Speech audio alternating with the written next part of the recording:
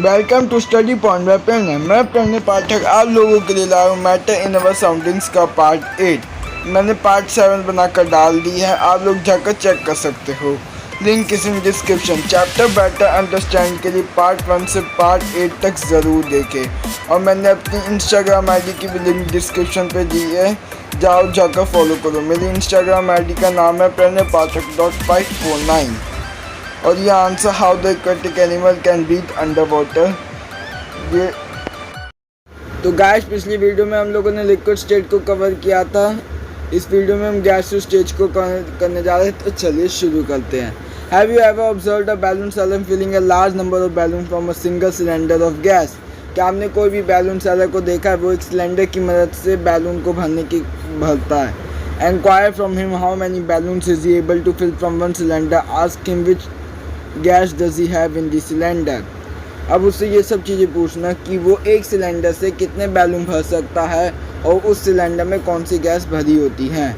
Activity 1.11 take 300 ml syringe and close the nozzles by the rubber corks and shown in figure 1.4।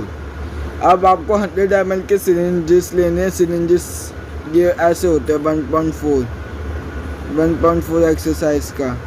Exercise ये 1.4 figure number 1.4, इसे syringe कहते हैं, इसको piston कहते हैं। ये गैस, अगर इसमें आपने कुछ डाला नहीं होगा तो गैस है, और रबर कोक। तो चलिए हम अपनी एक्टिविटी पढ़ते हैं। Remove the piston from all the syringes. अब उसमें जो पिस्टन लगा है वो सारे पिस्टन निकाल दो सभी सिरिंज से। 3 सिरिंज लिया आपने, उन तीनों सिरिंज में से सारे पिस्टन निकाल दो। Leave in one syringe untouch fill water in second and piece of chalk in third. एक सिरिंज तो ऐसे ही छोड़ दो बिना छुए पिस्टन निकाल कर। दूसरे सिरिंज में आप पानी भर दो, और तीसरे सिरिंज में आप चॉक के टुकड़े भर दो।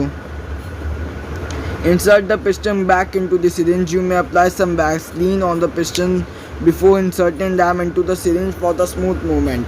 अब जो आप पिस्टन आपने निकाला था उसमें थोड़ा सा वैसलीन लगा दो, तब सिरिंज में डालो, ताकि अगर आप सिरिंज को प्रेस करो तो उसे प्रेस करने में थोड़ी आसानी हो। Now try to compress the content by pushing the piston in each syringe. अब जितने भी सिरिंज थे, एक सिरिंज में चॉक के टुकड़े, दूसरे सिरिंज में वाटर है और तीसरे सिरिंज ऐसी खाली है, तो उन तीनों सिरिंज को भरो। मतलब भरो मत नहीं, प्रेस करो पिस्टन से।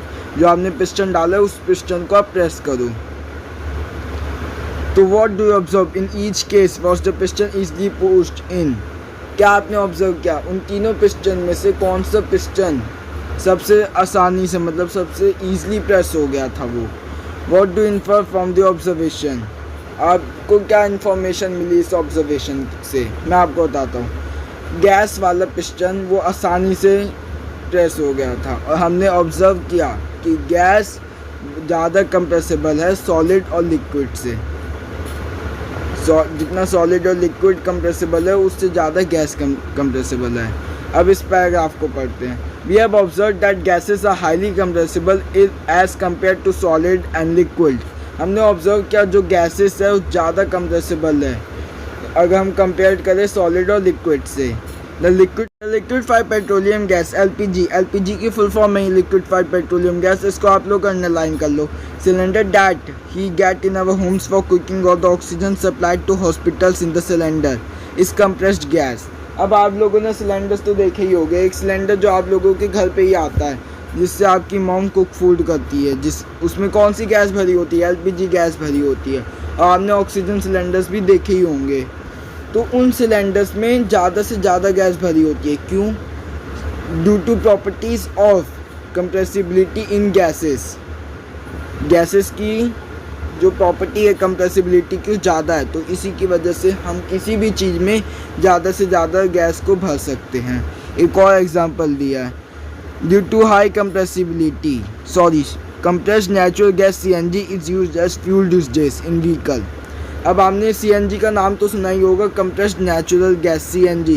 ये आजकल फ्यूल के रूप में इस्तेमाल किया जा रहा है, तो हम फ्यूल टैंक में इसको ज़्यादा से ज़्यादा भर सकते हैं। क्यों? क्योंकि गैसेस की जो प्रॉपर्टी है कंप्रेसिबिलिटी की वो अच्छी है।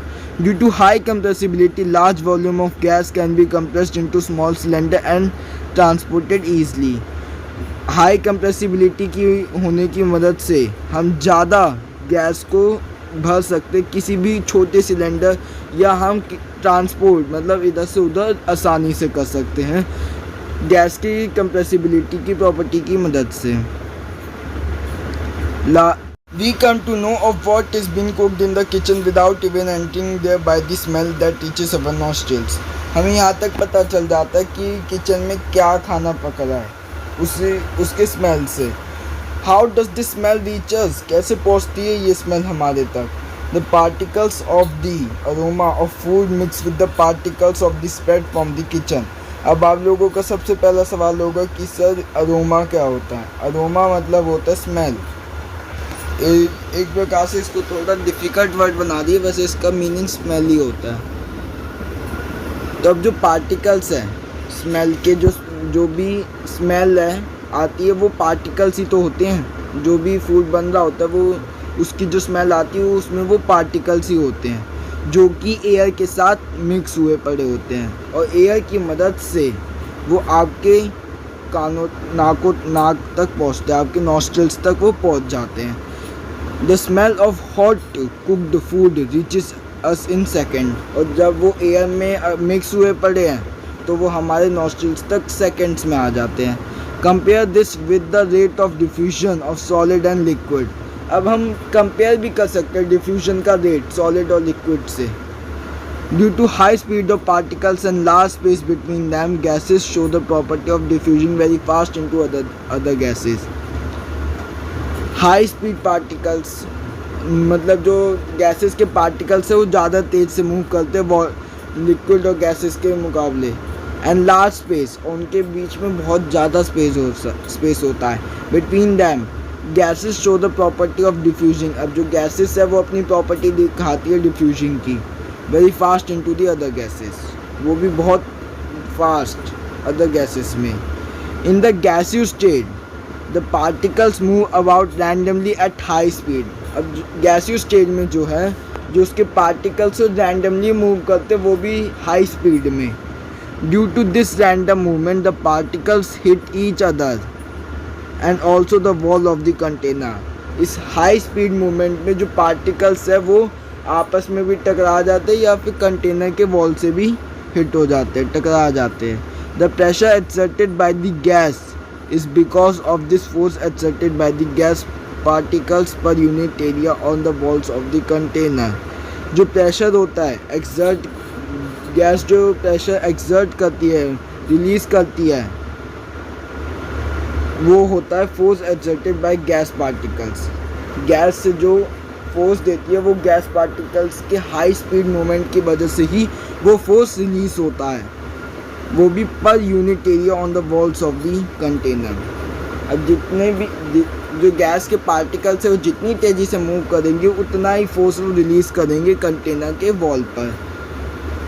जैसे कि आप लोग देख सकते हो ये रहे सॉलिड के पार्टिकल्स एकदम टाइटली पैक्ड हुए पड़े हैं. लिक्विड के पार्टिकल्स में थोड़ा थोड़ा वो स्पेस है एक दूसरे के बीच में, और गैसेस के बीच में बहुत ज़्यादा स्पेस है. उनके पार्टिकल्स बहुत तेज़ी से मूव करते हैं, हाई स्पीड से मूव करते हैं, और अगर वो कंटेनर के वॉल से टकराते हैं तो वो प्रेशर रिलीज़ करते हैं, फोर्स रिलीज़ करते हैं. फिगर 1.5 पढ़ते हैं. A B and C show the magnified schematic pictures of the 3 states of matter. A B C ये दिखाता है 3 मैग्नीफाइड पिक्चर्स, मतलब 3 जैसे कि प्लेट का मैग्नीफाइड पिक्चर है, ये लिक्विड का मैग्नीफाइड और ये गैस का मैग्नीफाइड पिक्चर है. तीनों स्टेट ऑफ मैटर के मैग्नीफाइड पिक्चर दिखाता है. The motion of the particles can be seen and compared in the 3 states of matter. अब हम इन तीनों पिक्चर्स को देखकर हम पता कर सकते हैं मोशन ऑफ पार्टिकल्स का, किस में मोशन तेज है, किस में कम है और किस में है ही नहीं. सॉलिड में मोशन है ही नहीं, लिक्विड्स में मोशन थोड़ा कम है, और गैसेस में एकदम हाई स्पीड में मोशन होता है. तो आई होप आप लोगों को गैसियस स्टेट समझ में आ गया होगा. अगर आपको फिर भी कोई डाउट निकलता है तो आप लोग मुझसे कमेंट में पूछ सकते हो. Under what conditions gases can be liquefied in which form LPG is filled in gas cylinder. इसमें आपको कंडीशन बतानी है कि एलपीजी कैसे लिक्विफाइड होती है और सिलेंडर में कैसे मतलब किस फॉर्म में भरी जाती है।